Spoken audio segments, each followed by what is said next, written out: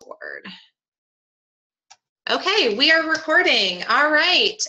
Thank you everyone who is here this evening. I'm sure more will be jumping on, at least more better be jumping on to the webinar here. Tonight we have a very special guest. Kline Reardon is here, and she is going to speak to us tonight about in-home pop-ups and booking in-home pop-ups and kind of what she does and how she manages her business and how she manages her pop-ups. And I'm not going to steal her thunder, but she is a coach. She lives in the Philadelphia area. She is a mom to two. Is that right? Mom to two kiddos. And so she's busy just like the rest of us, has a lot going on. So she actually is literally just getting home from a dress rehearsal, dance recital. She's like running to get to the webinar, bless her heart. I threw a basket of literally, like I just threw a basket out on my porch for the wolves because all my customers wanted to come over tonight to pick up things that arrived today at 1 p.m. and we just can't wait. So there's like a note and it's like, I have a webinar. I love you all. Take your stuff. Oh my gosh. It's like a Halloween trick or treat. Just take one piece. Just take what's yours. We know how to hustle here. Hey, that's right. We talk about that all the time. All right, Kylie, so I'm just going to hand it over to you. Awesome. All right, I'm going to go there. All right, great. So thank you so much, first of all, Lindsay, for having me. I am super passionate about the pop-ups, so slow me down if you have to. Use the chat feature if needed.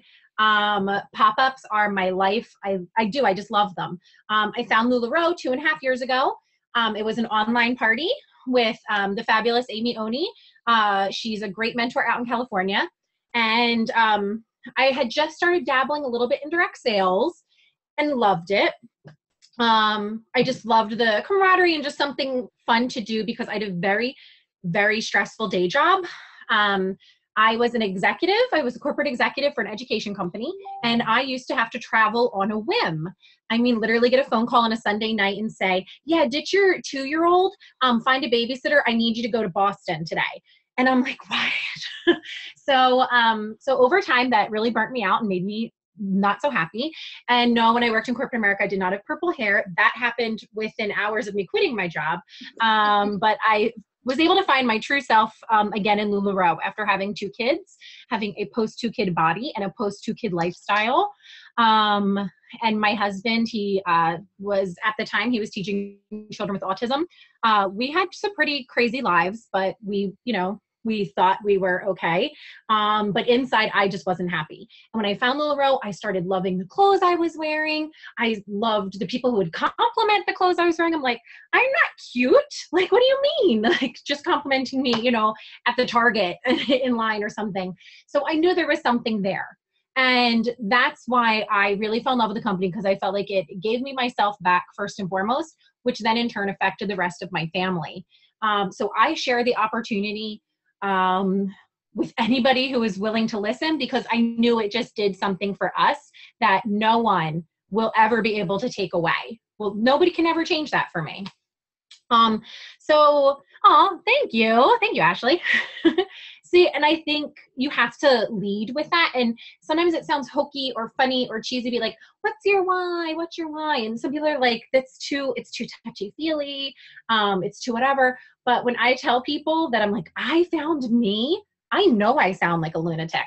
And I'm okay. And I'll own that, because now I'm happy. I am so much happier now than I was 10 years ago, 15 years ago, 20 years ago. I just feel like I'm doing something good. And who would have ever thought you could do such good things with clothes? So when I do meet people, I am very vocal about why I do this and how my husband is now, how he has now joined me. We both do this full time. As soon as the dance recital practice was over, my 10-year-old did a live with me, and we wore matching Randy's, because why not? So everybody gets in on the action.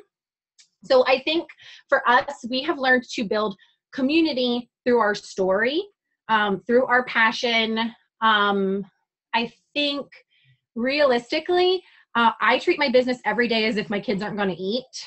And that sounds really extreme, but it's not. If I don't sell things today and I don't talk to 3 strangers, My kids may not have their mortgage paid next month. We may not have a roof over our heads. Things happen, things can change. And when you went from living paycheck to paycheck to now being able to gift vacations to my parents just for being them, I still, though, innately have that. We need to hustle. We need to do this. Oh, you guys want to go to Disneyland? Here's how much we need to sell this month. Here's what we're going to do. Mommy's going to do 20 pop-ups. What is that going to look like on our calendar? So you guys, my life is the home party. I would probably say 60 to 75% on the given month of our sales comes from in-person interactions. The vast majority of them coming from home parties. We do 20 to 25 home parties a month, and I will explain how I do that and still have a life. And then the rest do come from online sales. No one, now believe me, I'm not lying to you, no one in my family or of my close friends, not one of those girls who was a bridesmaid in my wedding, no one has ever had a party for me. No one. And I know that's weird because most people launch and their friends and family are there to support them and kind of be your gateway to, you know, new people and people they work with and getting different pop-ups booked from them or interest in the company. My attitude kind of was, if my family wasn't jumping at the opportunity the moment I said I signed up to throw a party, I wasn't going to ask them. Maybe it was a pride thing. I don't know. But I was just like, you're not asking to do this? I'm not going to ask you back. So I built my clientele on the stranger theory. It was acquaintances and again, anybody who was willing to listen. And you would think that I'm super social and outgoing, and I'm really not. Like, I have like 2 or 3 really close girlfriends, and I'm much happier on my couch than out actually like at a social gathering. But my kids won't eat unless I talk to you in the line at Target about having a pop-up. So it's a fun little game we play. It's being social. So I would ask acquaintances and people I met to have parties. See, Ashley, like it sometimes it can hurt. Ashley's saying she's been in for 9 months and her sister nor her mom has had a party for her. Sometimes I can get salty about it sometimes. I don't know if you guys in Ohio use the term salty. Near Philadelphia, I was like, people get salty. And when I say it to the West Coasters, they're like, what? Like my feelings might get hurt, or like, why aren't you supporting my business? You do have to buy clothes. So why can't you come to me? But you know what? Everybody, I would much rather deal with a stranger, I think, than close friends or family, because a stranger's not looking for a discount from me. I don't discount, so that ain't happening. I don't do sales or anything. It's just, this is what it is. You get me and you get my pop-up. So I like that. So I started to ask some of the girls that I worked with, I asked people if they had favorite places they like to fundraise for.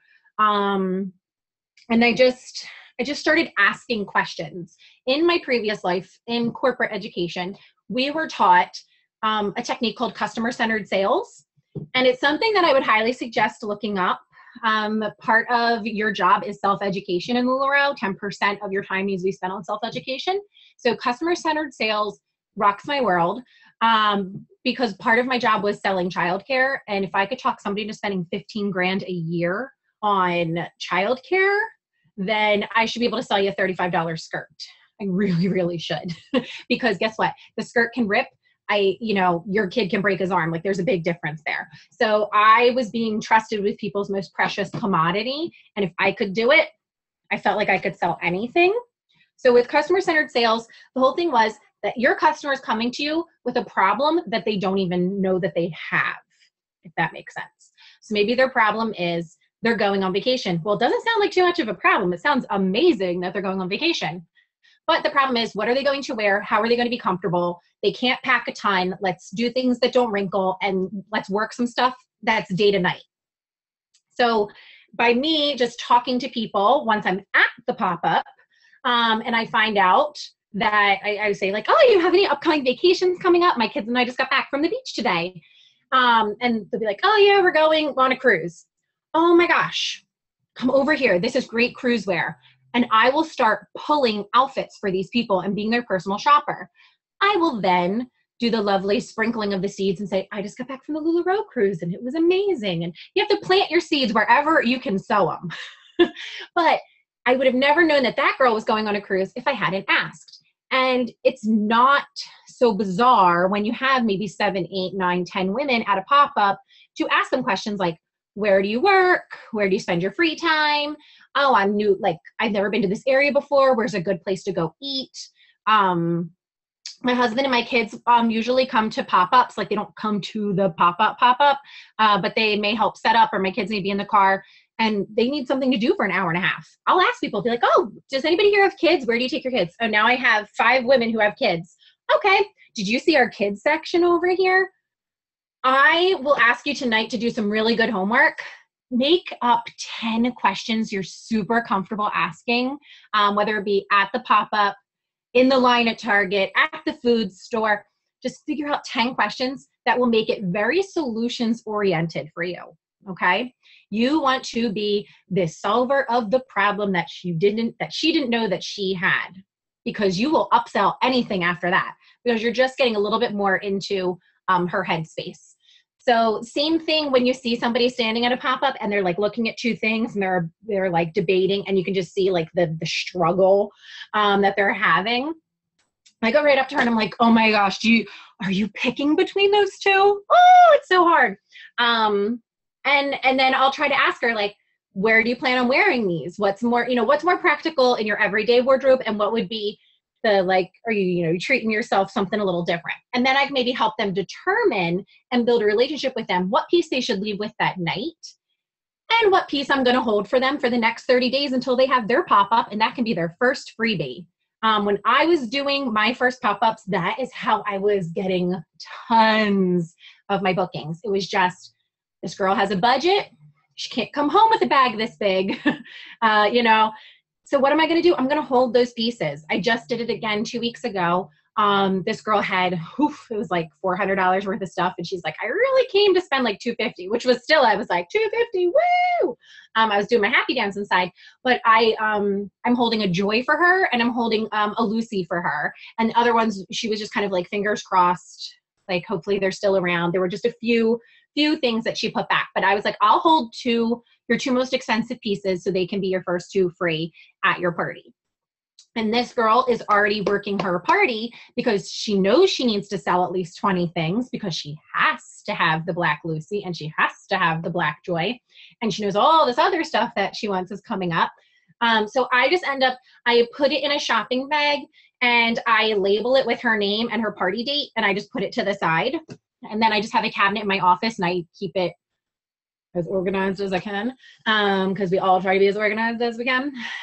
So if you're, I think in any season of your business, if you're willing to do that for somebody, that's a great way to solidify the booking. It's a great way to make sure she holds the date because she wants the stuff. Most of the time though, I do suggest saying 30 days. Now, if your calendar's super nuts and you realistically can't book her in the next 30 days, then I would extend it to 60, but I would not do it any further than that. I work in 60-day increments. So I said before we would get back to, how do I do that many parties in a month? I do calendar blocking, which is like a fabulous theory that I was taught many moons ago. And that is to just take my calendar in these 60-day increments and write down every single thing that is happening. Everything. And you may want to color code it. You may want to put bubbles around it. Some months I have more time than others. But you do that, and then you decide, when can I have these pop-ups, and when am I going to hold this space open? I get frustrated, or I feel badly when I talk to consultants and they're like, well, whenever, or oh, I'm gonna have to reschedule with that hostess because this popped up. And I'm like, if you owned a store, would you be like, hey, I'm gonna just like switch the sign to close today because of whatever going on? You really have to set yourself up to be successful and have these dates and times open. The more seriously you take yourself, the more seriously people take you. And I know in the beginning, I was just like, I want to take all of the parties. Let's book whenever. But I was going to resent my business. My kids were going to hate my business. My husband was going to hate how miserable I was in turn because of my business. So I wasn't willing to do that. So I took those 60 days. I write them out. I only work every other weekend. So even with doing 20 to 25 events a month, it's only every other weekend, if that. But I will do, sounds frightening, I will do 3 parties typically on a Saturday and 3 on a Sunday. When I started, I had maybe like 600 pieces or so, like when I really kind of got my pop-up game going. And then as I got up to 1,000 pieces, I was still working out of a Ford Fusion. It looked like a clown car. I'm not going to lie. It was like 5 racks, a table, 1,000 pieces of clothing. It was insane. But I did it. And then I got a teeny tiny little trailer to like transport my stuff to and from parties. It was still all broken down and the racks were all broken down, and I would, get everything into people's houses. At this point, thankfully, I have a mobile boutique. It is fairly still new to us in the last 9 months. So I don't think it's a necessity. I think it's helped save my back some. And we live in a very small house. So for us, it was like putting on an addition without paying for putting on an addition, which was a blessing to get, a lot of our inventory out of our house in a very tiny home.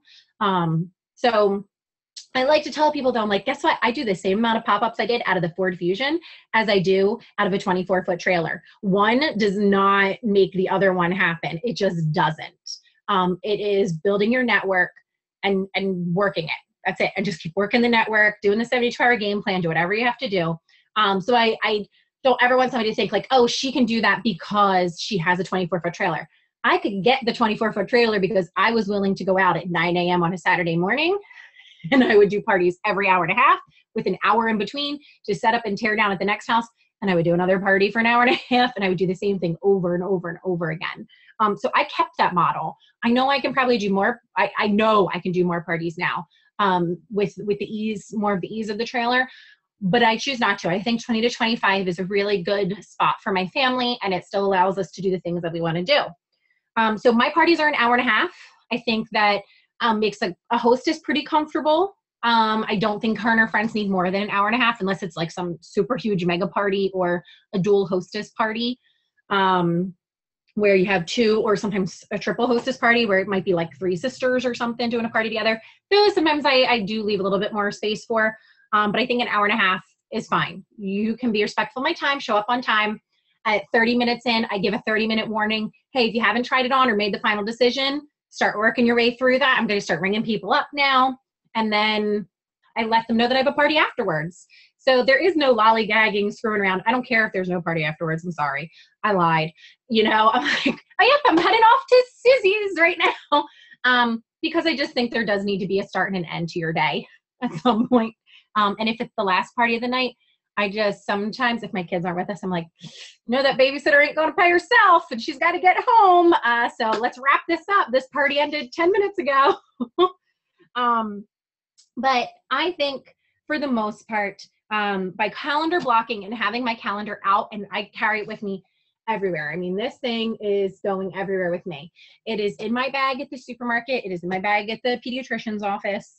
It is out at every party. And I love this. I learned this from Kim Roylance after, it was probably a good year after I started calendar blocking. But she said, nobody needs to know whose dates you have written down in there. It might say Sam at 7. And to the naked eye, that might seem like it's a party with Sam at 7, where Sam could be your son and that's his soccer game. You don't have to write Sam soccer game at 7. It makes you look very, very busy when everybody has a first name or whatever. And then there's a little time jotted next to it. People look at that and they're like, wow, she's a hot commodity. Like, I better be serious about picking a date and sticking with it because I'm never going to get on this girl's calendar again. And Deanne preaches it too. She's like, fake it till you make it. And a lot of us, we lack that confidence at first to do it until you start doing it over and over. And then you're like, yeah, you know what? I am hot stuff. Like, you better get on my calendar. And I always tell people after those 60 days, I'll say because like I said, I work in 60-day increments. Right now I tell everybody, I'm like, oh, we have an August wait list. Because we do have an August wait list. I haven't booked parties for August because I don't know what my life's going to look like yet for August. But when I tell people there's an August wait list, like, you can get in June and July, here are my dates. But we have an August wait list. And I give them that face. And they're like, oh. All of a sudden, they're rearranging their world to have you come. And then when you do have those people on the August wait list, the way I treat it is the first person who asks for a party in August, once I do set my dates, I email them and they have 24 hours to pick their dates. And then that email, I just keep forwarding to the next hostess, next girl. And lo and behold, for the beginning of the month, I usually have a really solid calendar, and then the bottom half of the month is where I then book from those bookings. So always try, if you can, to get all your parties before the 15th, because 2 weeks is plenty of time to get your girlfriend on the calendar. So if you're at Sam's party and Tanya wants a party, 2 weeks is plenty. And guess what? Everybody thinks their social circle is identical to their friends. 99% of the time it is not. The friend works somewhere else. The friend has different relatives. The friend has different neighbors, different kids' contacts. So what if like your 3 girlfriends overlap? Everybody else is fair game. So I try to talk my girls through that. As you can see, I've done fun little homework assignments like I gave you where I said, come up with those 10 questions. I've done homework with my group, and I've had to do it myself where it's overcoming objections. So what are objections you guys usually hear? Well, like I just said, 2 weeks. 2 weeks, all our friends are the same. I have new inventory, and you have 95% of people coming to this party are going to be different. And I walk them through it. Where do you work? Where do you vacation? Where do you live? Where do your kids play soccer? Like whatever it is, and all of a sudden their eyes open up and they have a different social circle. You hear a lot of the times, my house is too small. What about your sister's house? And I'll like look right at the sister. I'm like, what about her house? You said you've got a big backyard. Let's have it at your place. I know it sounds bold, but like, what's the worst that could happen? She says, no, I'm still going to breathe. Like, it's okay. I can totally handle rejection so much better than I could have 2.5 years ago. But I'll suggest like, oh, your sister's place or your mom's, there's their cute coffee shop, that would love to have like a fun little pop-up and maybe bring some new customers in. I love doing things at restaurants. Super fun. I will also then, I think too, it would be like, I don't have any friends. I'm like, well, and I would say, hey, guys, if so-and-so had a party, would you come to her party if she booked one right now? Because we can you can all take out your phones and like hold the date and time. And everybody's like, I'll be there, I'll be there, I'll be there. They don't even know who she is. But they'll come to her party if you make it that they should be there and they shouldn't miss it. And telling them, get out your phones, mark this down. It's going to be great. I'll have some new things. And maybe if there was anything tonight when your eyes were, bigger than your budget, you can grab them at her party. It's going to be awesome. And all of a sudden they have new friends. And to I'm trying to think what else people will say. Like their house is too small. They don't have friends. They don't have time. I'm like, an hour and a half. Come on. I'm like, look, it's like she got a fruit bowl from Costco and some lemonade. I'm like, there is no time in this. And they're like, all of a sudden it's like, yeah, I'm like, just clean a bathroom. When I was doing it at home, so I say, clean a bathroom and like one bedroom. We don't have to open the doors to the other bedroom. Shove it all in there. Nobody cares. Because we all know we have that bedroom where you shove everything before company comes. And I just think being real and telling them like, it's totally okay. And I do a lot of things. I used to do a ton of things outside. My husband's allergic to cats. I was always very like, do you have pets? Like I like to ask the questions that some people may not like to ask. So in nice weather, I always suggest doing things outdoors. I also give them theme choices, which helps. Some people are like, themes, what? Like, aren't they just clothes shopping? But if we do a cute little party that's like LuLaRoe and lemonade, that makes their budget, it sounds really good. Cause I hate walking into a party where I'm like, oh my gosh, this girl did like the Italian, 7 fish feast of Christmas for my pop-up. And I'm like, nobody's eating that. And she spent like $400 on this. This is insane.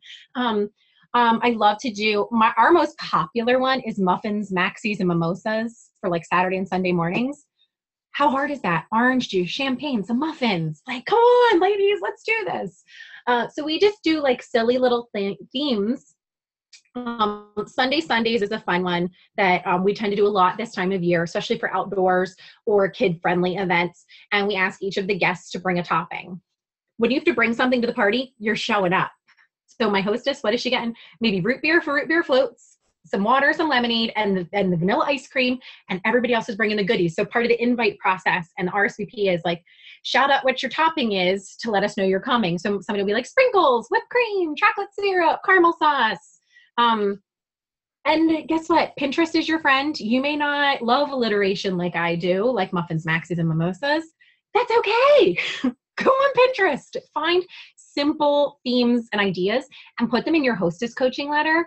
too. So you can print these all out and make a cute little sign by your checkout and be like, what kind of party are you going to have?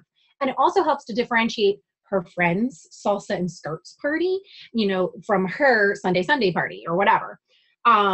So people don't know how to be hostesses. It's kind of like, it's a weird thing, but you don't know how to be a hostess and you don't normally have people over to your place. Help them, teach them. You're supposed to be the party guru. So give them the reasons that they want to have you there. Besides just the free clothes, which we all like lead with. It's like free clothes, free clothes, free clothes. But half the time it's just like they want to get together and they like the stuff and they like you and they want to hang out with you. So give them what they want. Give them all the things, but let them know those are the things that I guess they want that they didn't know about. So how do I'm trying to think.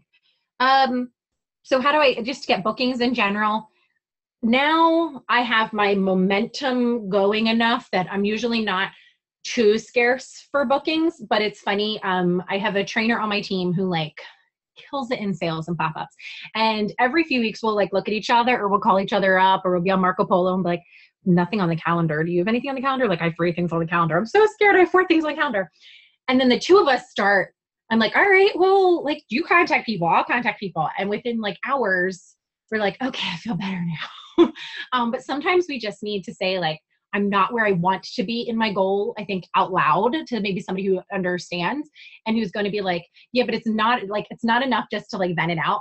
It's kind of like, okay, slap yourself and move on with it. Like she's not going to feel bad for me and I'm not going to feel bad for her if we don't do the work together. So it's just like, you have to keep it going. Oh, I got a chat. Hold on a second from little Miss Ashley. You're hosting it all right now because I wish I had the money to get this. So I told her that she could get the money for it by hosting. Yay, Ashley! Book it up, girl. I love it. That's the way you do it, though. You are listening very carefully to people dropping the hints to you. And then, again, you're going to come up with a solution to her money woes, and it's the free clothes. And so anyway, it's working the 72-hour game plan. It's looking at people's names and just working through that. I do follow-up too. And here's the cool thing with Noblesse. Hello, I know some people find it annoying that your customer gets a receipt and you get a receipt at the same time, but it can be your best personal organizer without you even knowing it. 2 days after the person has the item, I follow up with them. So if it's online, I usually wait like 4 or 5 days to contact, but if it's in person, I go 2 days. It's like 48 hours. I go through all those receipts because hello, they're already dated. And I say, how do you like the Amelia? Did you get to wear it to whatever? Thank you so much. Please let me know if I can ever be of service to you again. I don't ask them for anything. I'm giving of service to them. Let me know if I can help you. Are you enjoying it? I want you to be satisfied with your purchase, that kind of thing. Then 2 weeks later, then do the ask. Ask them if you don't have to say again, like, do you want to have a party? Because I don't really ever ask that. I pretty much tell them when they're going to have a party. I had such a great time with you at Stacy's house, or it was really great talking to you on Facebook. I really hope you loved your item. I'd love to offer you one of my next upcoming dates for an event, for your own hostess event so that you can earn your clothes for free and have a great time. And I give them my next 3 dates. So I'm offering a service as opposed to asking them, but that's where, it gets a little bit more like, hey, have a party. But it's great. And then once you do all those, those emails for that first 2-day thing, dump them all in a folder so then you can go back to the folder the next time you have the chance. And then that's when you can send out the dates. Or when Steph, the trainer on my team, and I are going back and forth and I'm like, I don't have as much as I want. And she doesn't either. I'm like, we can go back to those and be like, hey, let's follow up with these girls. Let's see what's going on. This is a warm network of people. They already like the LuLaRoe. They own the LuLaRoe. Why aren't they having a party? If they don't respond, usually if the first one, I don't expect many people to respond to them because again, it's just like, hey, I'm here. I'm at your service. And then the 2-week one, I don't usually, unless it would, I would have to really need to fill in some holes. for me to call people up anymore. But back in the day, it's no joke. I know this thing weighs 400 pounds and you have to ask somebody for a party. I get it. But just pick it up, call them. Again, be more of service to them than asking. But when you lead, just lead in with those good things and practice your script. Practice your script for everything. It doesn't have to sound like a canned response, but you have to be comfortable. And it's weird and it's icky. And even sometimes I feel bizarre going up to somebody in an amusement park being like, I love your leggings. But who doesn't want a compliment? And sometimes people give you like the weird look and I'm like, all right, so long, sister. Like, you aren't my kind of people. And I can move on from that. And then if somebody gives me like a smile and a thank you, and I can say, so are you a consultant or an addict? And like, they'll start laughing. And again, if it's a consultant, cool. I have a new consultant friend. And if they're an addict, here's my card. Please enjoy $5 off your first purchase with me. It was so nice meeting you, but I know you want to get on that roller coaster with your kids. Have a blast. Like, what's the harm in that? So I like to give them like a little something when I catch them out and about. And if you're nervous, there are fabulous little cards, you know, like LuLaRoe out in the wild, if you've never seen these things before. But basically like a little golden ticket that you can give to somebody when you first meet them and just say, it was really nice talking with you. Please enjoy free shipping your first order or whatever. And it's just nice to kind of get them to funnel into your group and offer them a little something for not running away when you approach them about their clothing. Another thing you may want to have in your arsenal since we're kind of talking about little scripty things, when anybody compliments you, don't just smile and nod. Don't just be like, thanks, I like my maxi skirt too. They are opening you up for some type of response. So again, customer-centered sales in me says, I go, thanks, it's one of my best sellers. Did I throw LuLaRoe up on them? I did not. I did not tell them how I'm in this fabulous direct sales company. I told them it was one of my best sellers. So what would a natural question be to somebody telling you it's one of their best sellers? It might be, right? It's my best seller. I don't care what I'm wearing. It's always my best seller. A natural like question back would be, oh, thank you, Miss Lindsay.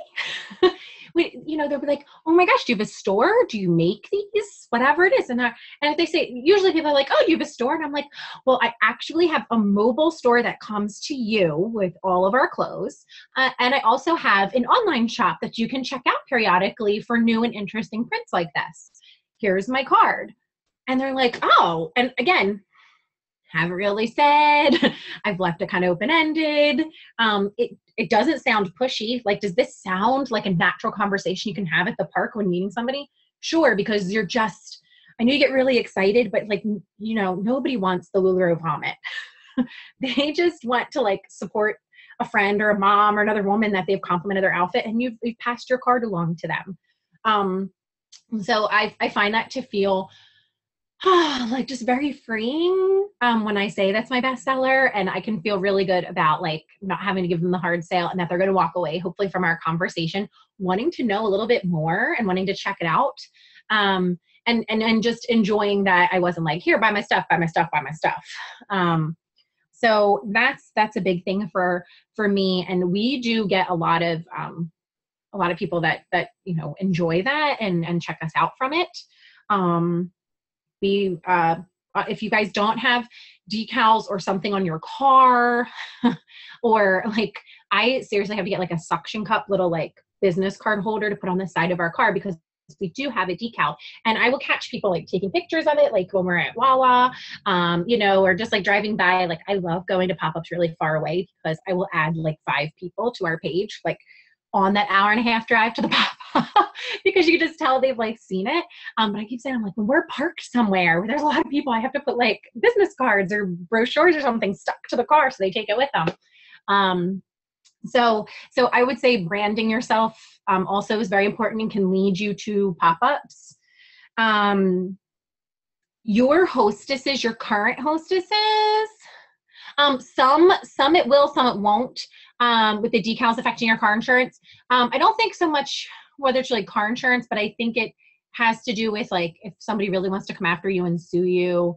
I don't know, I'm not an insurance agent, but basically like somebody could come after your business versus you personally if you advertise on your car. And if you're ever nervous about that too, I tell people, I'm like, there's magnets. Like you don't necessarily, if you don't want to drive with it on your car, but like if you're parked at the supermarket, like stick the magnet on that sucker. Like I used to have a company car. I couldn't have put decals on my company car, but when I'm out and about, you put that magnet on there and nobody's the wiser.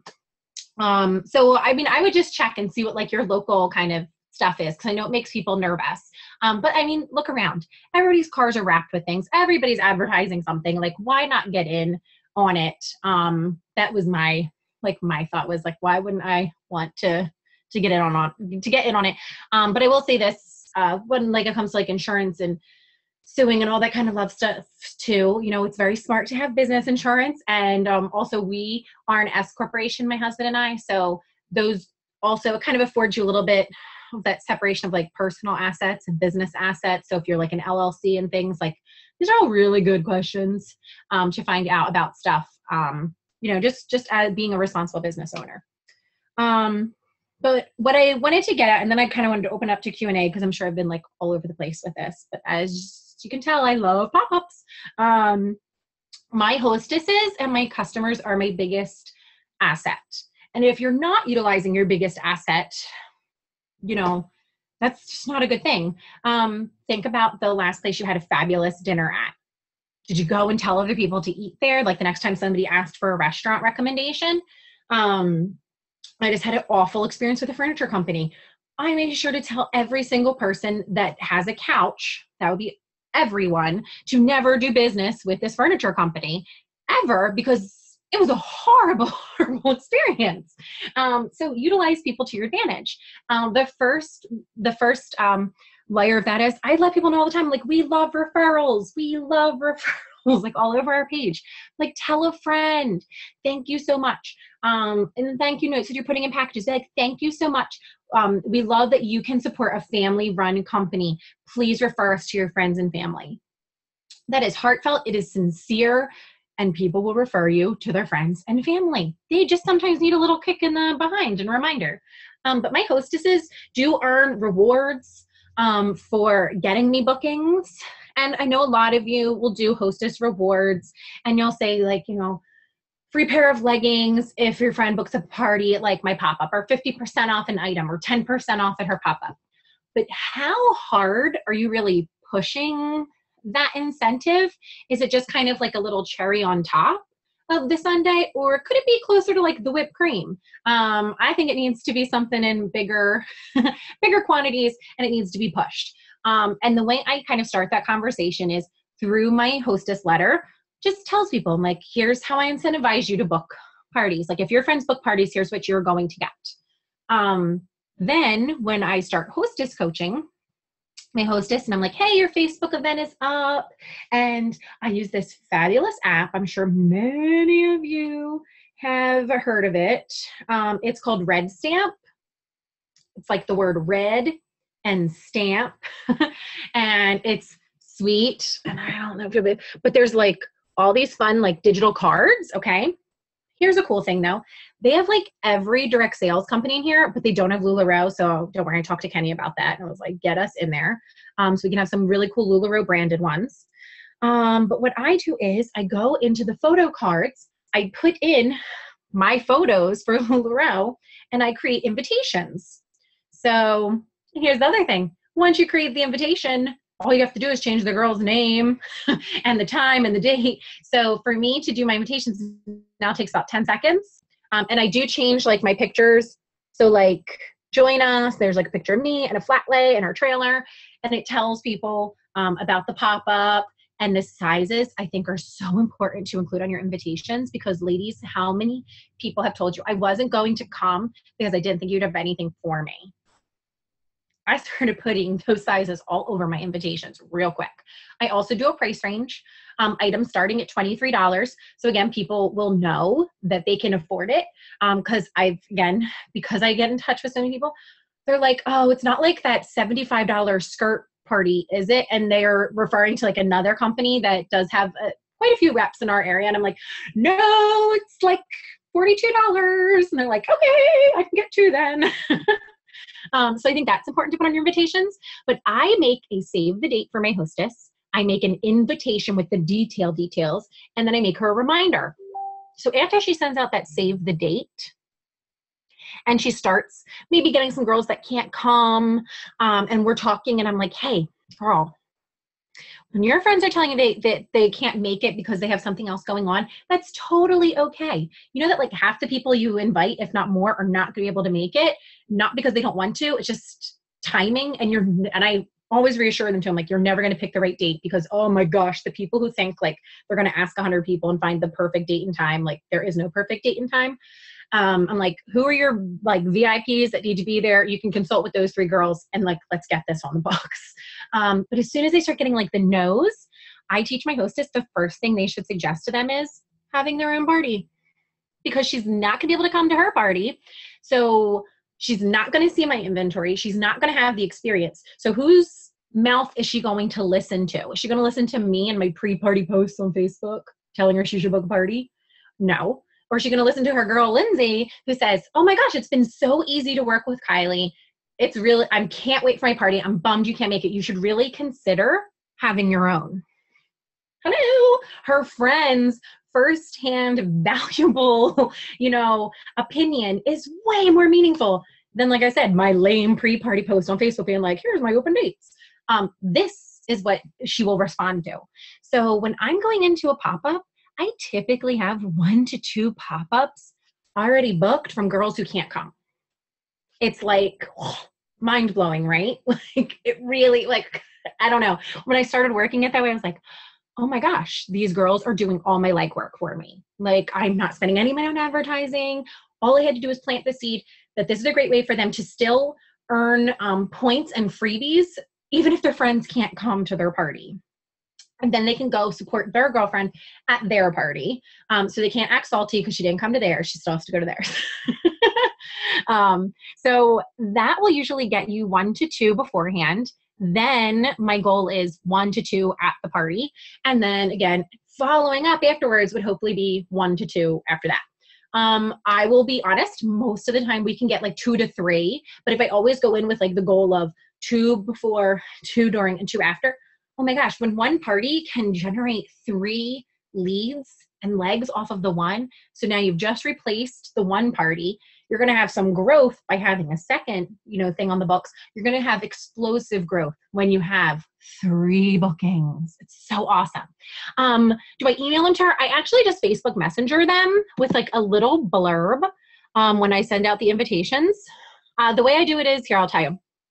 I have, when a girl puts a party on the books for me, I email her my hostess letter, just boom, breaking it down for her. What should her expectation be of me? This is in turn my expectation of you, because people can't rise to the occasion when they're not on the same page. So I think that's really important. Then I let her, I give her a link. I have a little Google Doc that just confirms their party, and they have to put down like their name, their phone number, where their house is, like their address, what does it look like, because I can never find the darn numbers on the house. Why they're most excited to have their party. In fact, how did she end up booking a party from me? Like, was she referred to someone? And I say to them, like, if you were referred to me by someone, I'd really like to be able to thank her. Please drop her name below. What theme did you pick? Just very simple things that I need to know to give her a really good party. So she fills out that little Google Doc, which then feeds into a giant Excel spreadsheet of every hostess known to mankind. So when her friend, wants to have a party and it's 2 hours away, and I'm like, okay, I don't want to just go out 2 hours away for one party, but I'll go 2 hours away for 3 parties. I will then go into my lovely little Excel spreadsheet and I'll say, oh, here was a past hostess that had a rad party and she lives in that area, and here's somebody else, and here's somebody else. And I will email all those girls and be like, I am coming to your town this day, this time. I don't make it out there that often. Let's do this. And I mean, like, my wording is just like, I'm like, let's do this. Let's get this party started. And lo and behold, I did not waste my gas and tolls. So once you start building that lovely Rolodex of past hostesses, it's so good, because now I can go back months and be like, who have I not heard from? who like has either fallen off my radar or like, oh my gosh, now I know, oh, these 4 girls, so-and-so turned consultant and like from my hostess thing, like I'm going to kind of give them like a little yellow. I highlight them in yellow and I'm like, all right, these are like soft contacts. These are not people I should be going after anymore because her friend is now on my team. I'm kind of a whack job with my colors and my sheets. I don't have time to make them myself. So that's why I like the Google Doc thing because it just does it for me. So I do the Google Doc. Then I send her those 3 invitations and I say, here's a save the date to send out right now. And then I'll tell her for the actual event to send out the invite about 2 to 3 weeks ahead of time. And then the reminder, depending on what time her party is, it'll either be the night before or the day of, because most of the time people just forget. It's not that they didn't want to go, they just forgot. It's like a direct sales, like truth right there.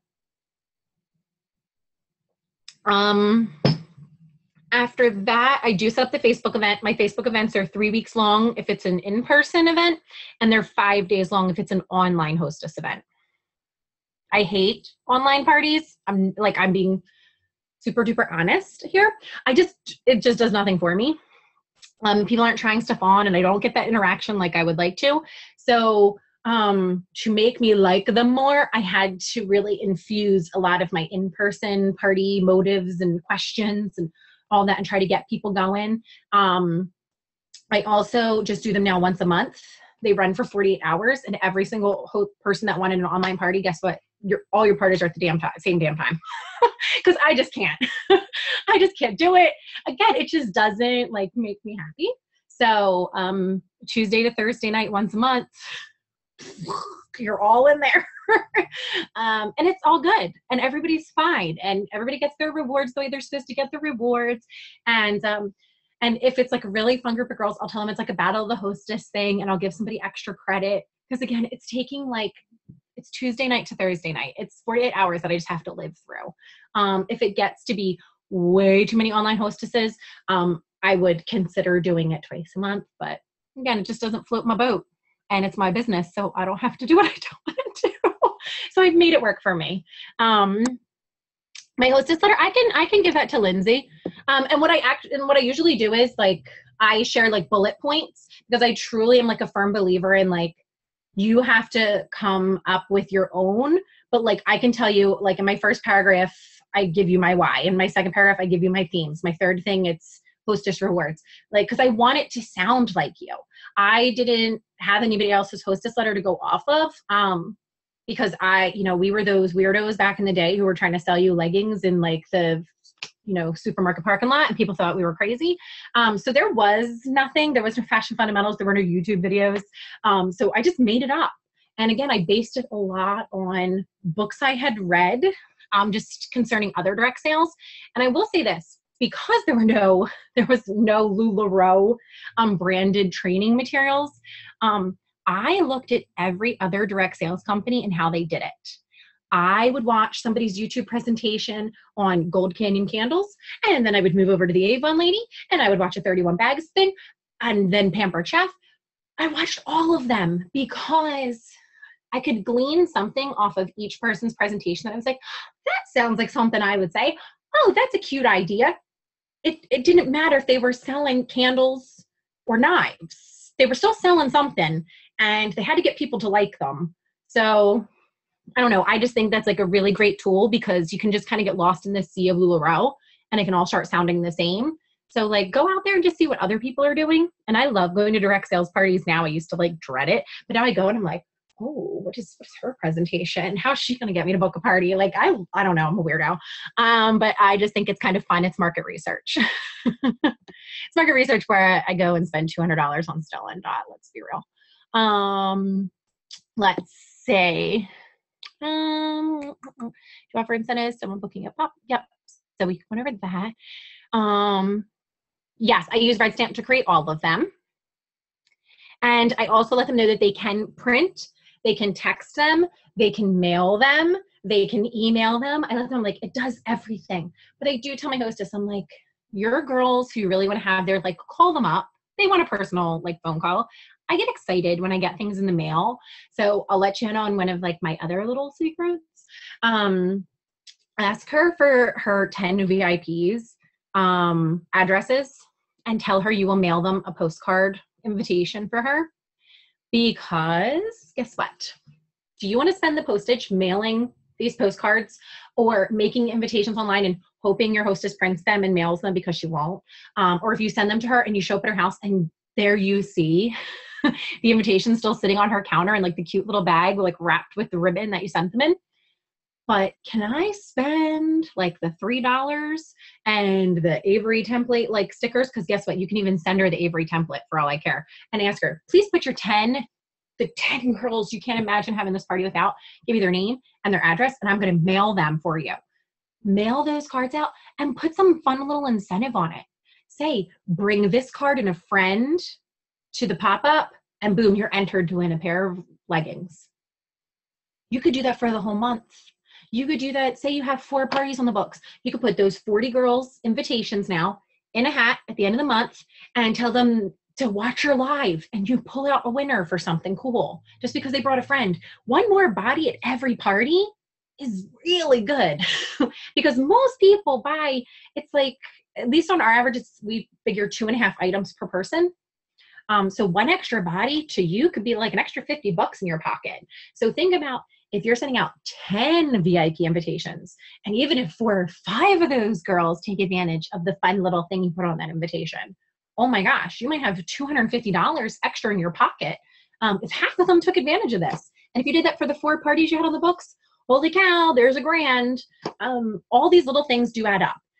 They do add up in like time and effort though too. So I had to streamline these things, and that's why I'll send a hostess like, this is the Avery template for the address things. And I'll tell her, like, fill out the column on the left. And she puts it all in. I print that sucker out. And then the next hostess, I tell her to do the one in the middle. And I just use the sheet because it has 3 rows in it. And I stick them on my postcards. And I got my postcard stamps because they're cheaper than first class stamps, ladies. Don't be fooled. So when you're ordering your postcards from LuLaRoe or from Vistaprint, make sure that you've checked to make sure that they're the ones that take postcard stamps. Because the oversized ones, you got to pay more for. Nobody has time for that. But at least you guaranteed know that somebody has your contact information. What was valuable on that card? What was the call to action on that card for her? Even if she couldn't make it. And say, even if you can't make it, consider booking a party with me. Like, and here's the cool thing. If the girl has to bring the card and the friend, that means that card has either been on her refrigerator for 3 weeks or it's been in her purse because it's in one of those 2 spots. Like, let's be real. Anything you don't want lost, it's going to be on the fridge or it's going to be in your purse. And that means she keeps staring at my LuLaRoe, and my LuLaRoe, and my LuLaRoe page. And hopefully she migrates over and, you know, becomes like a fun little blessing on our page to us. So let's see. What is your go-to for dead pop-ups? They're the worst. I'll be honest. Like, sometimes they're not salvageable. I'm not going to lie. Like, if I told you, like, oh, there's a trick. Sometimes there's just not.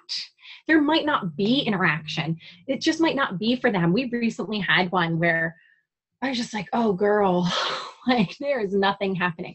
But then I go back to the hostess and I try to ask her questions about making her feel that. I'm like, so, like, when's the last time you hosted something? Most of the time it's because she's burning her friends out.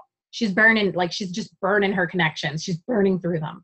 And they're just like, I am not getting you any more free stuff ever again. You know, like, they're just over her. Because maybe she doesn't reciprocate or something goofy. You hate to say it, but like, it happens. But I try to like get what the hostess motives are, try to get information from her friends and family, and, you know, just trying to figure out what they could use me for. And maybe it's not even for them to personally shop. Maybe it's to book a fundraiser for their job or their school that they teach at, because maybe they don't like LuLaRoe clothing for themselves, but they have something else going on. I also put in my events on my Facebook group, every city I'm going to be in for that month. So all my locals or local to that, like my peeps in my community and on my VIP page understand that when I post a city and a date and a time, all they have to do is PM me and I will tell them the address for that party. So that's so exciting, because if you can get 1 or 2 of your customers to come out, even to a dead pop-up, it's still 2 people that you were able to serve, and your hostess may not feel like as badly about like whatever's happening or why her people didn't show up. And 2, sometimes the small ones are great ones.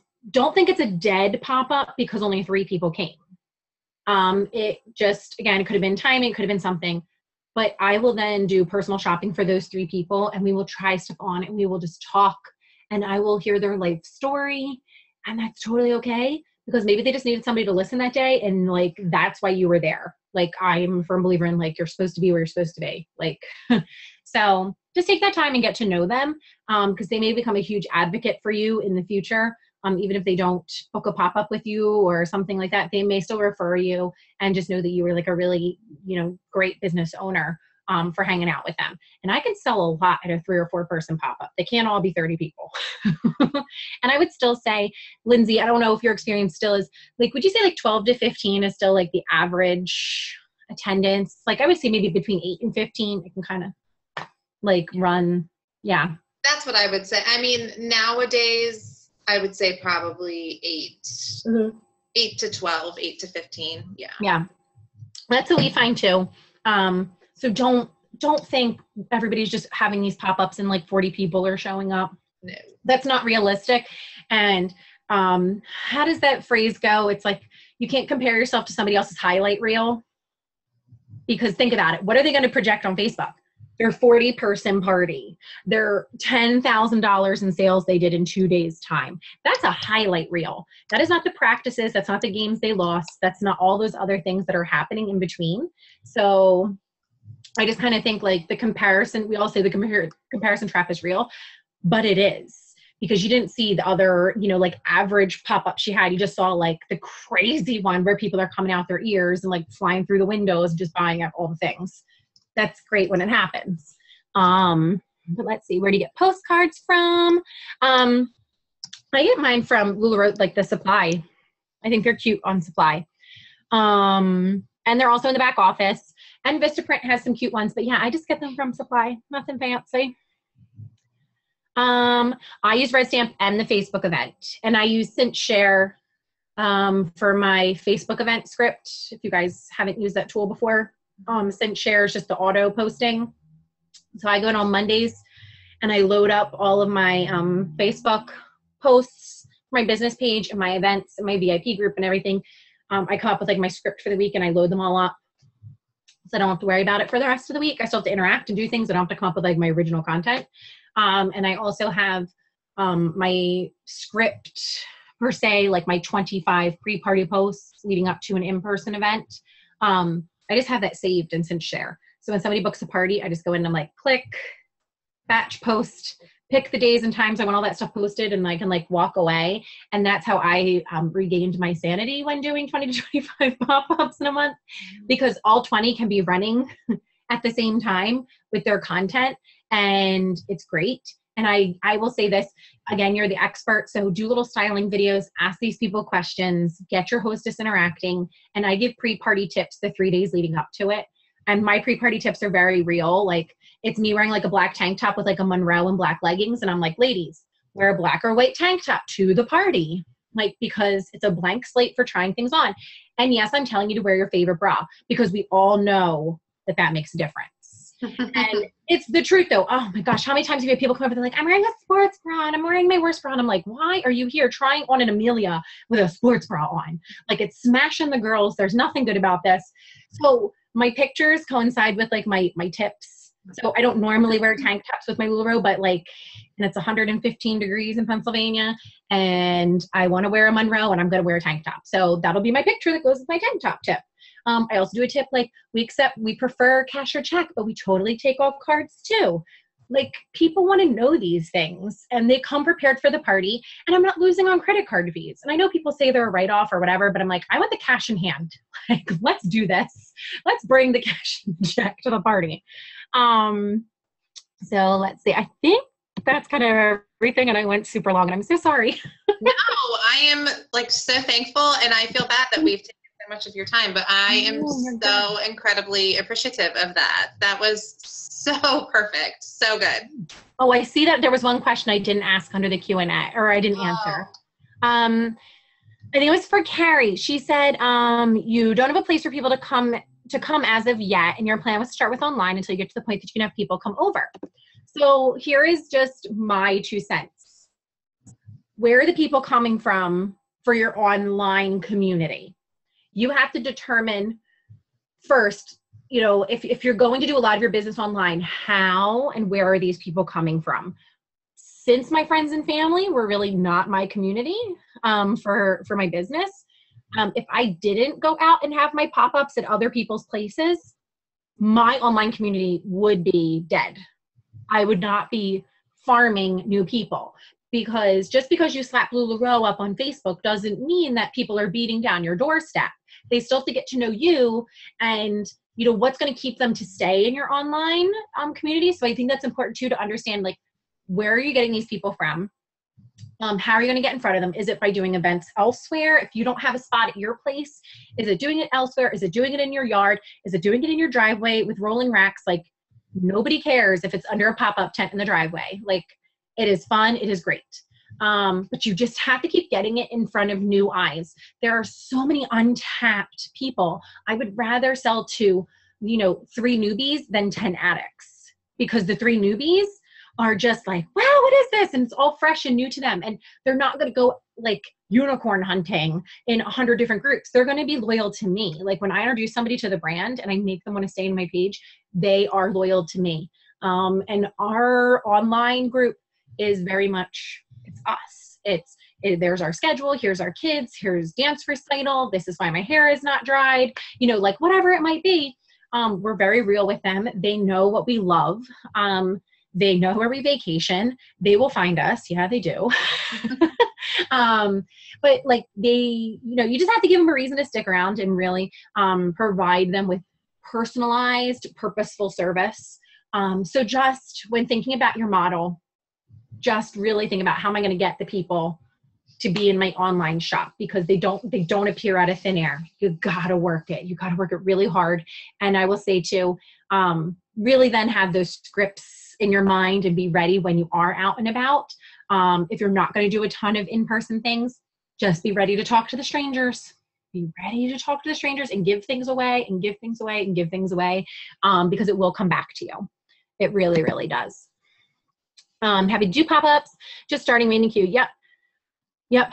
What to do, or yeah, exactly. Just think about it. Think about your launch. I think your launch when you're in the queue is really a great thing to kind of focus your energies on, and talking to people about having their own parties and kicking off your business and offering them some, like, just a great experience in general. And like, that's what you can like guarantee, you know, is that they're going to have a great experience with you. Maybe their friends don't show up, but you're still going to have a good time. So that's the only guarantee you can give her. So yeah, just be mindful of it when starting out. Is just, that's the lifeblood of the business, is bringing new people in. And QBs may have never heard this before, but I think it's really, really true. You either need to have old eyes on new inventory, or you need to have new eyes on old inventory. And that's how we move all of our stuff. Because when I have a new person and they pick up a shirt that's like 6 months old and I'm sick of looking at it, and I know like it's not that bad, but for me, I'm like, oh my God, it's been here. Get rid of it. And that new girl's like, I've been looking for this my entire life. I'm like, yay. And it's funny because you'll have all the new people buy all your old stuff and you're like, this is amazing. I'll tell my husband, I'm like, that was the best pop-up ever. I'm like, and he'll be like, well, we sold, 17 pieces. I'm like, but 7 of them, I was just tired of. So we have fun with it. We don't take ourselves too seriously. It's a serious business with the hustle and the work, but we, just don't get yourself bogged down in the craziness. You got to have fun with it. Absolutely. All right, ladies. So work on your scripts, work on those questions and ways, work on the questions that the people don't even know that they have, the problems that they don't know that they have, and just book pop-ups like crazy. Kylee, you've been amazing. Thank you thanks, Lindsay. much. I really, really appreciate it. Oh, well, you guys are awesome. Find me at convention. I can't tell you what shade of purple I'll be then, but you'll find me. Awesome. Right, thanks, Kylee. Have a great night. You too. Bye. Bye-bye.